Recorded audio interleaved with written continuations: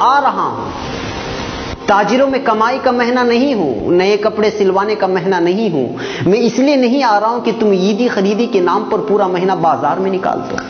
میں صرف تمہیں بھوکا رکھنے کے لیے نہیں آ رہا ہوں. عبادتوں میں دکھاوا کرو اس لیے نہیں آ رہا ہوں. زکوٰۃ اور فطرے کے نام پر نام و نمود بٹورو اس لیے نہیں آ رہا ہوں. افطار پارٹی کے نام پر فضول خرچی کرو اس لیے نہیں آ رہا ہوں. عبادتوں میں دکھاوا کرو اس لیے نہیں آ رہا ہوں.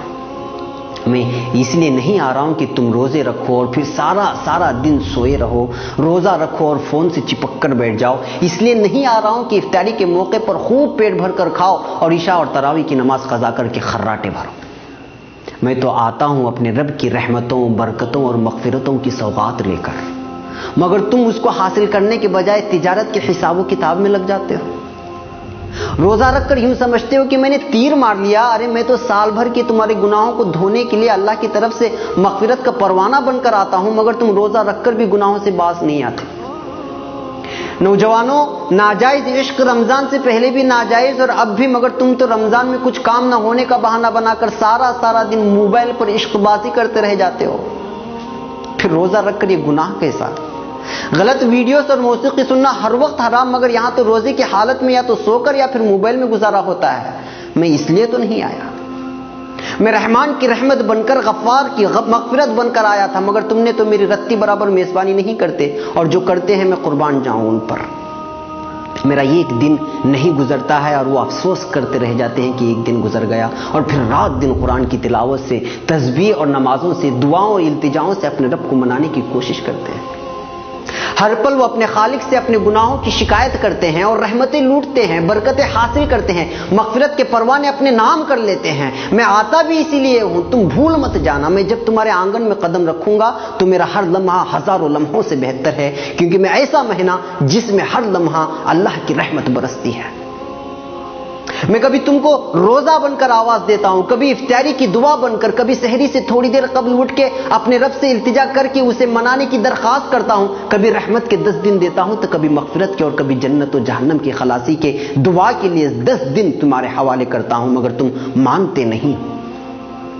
ارے ہوش میں آؤ بھائی, میں آ رہا ہوں. کہاں کھو گئے ہو؟ 11 ماہ گناہوں کے دلدل میں ڈوبے رہنے کے بعد اپنے گناہوں کو بخشوانے کے لیے میرے رب نے تم تک بھیجا, تو تم روزے کے نام پر خالی پیٹ رہ کر وہی جھوٹ کے انبار, غیبت کے بازار, بات پر تکرار, عید خرید کے نام پر بیوی سے انبن, پڑوسی سے تعلقی. ارے ہوش میں آؤ, اگر میں چلا گیا تو موقع ہاتھ سے چلا جائے گا, اور لوٹنے کے لیے 11 مہینے لگ جائیں گے, اور زندگی کا کوئی بھروسہ بھی نہیں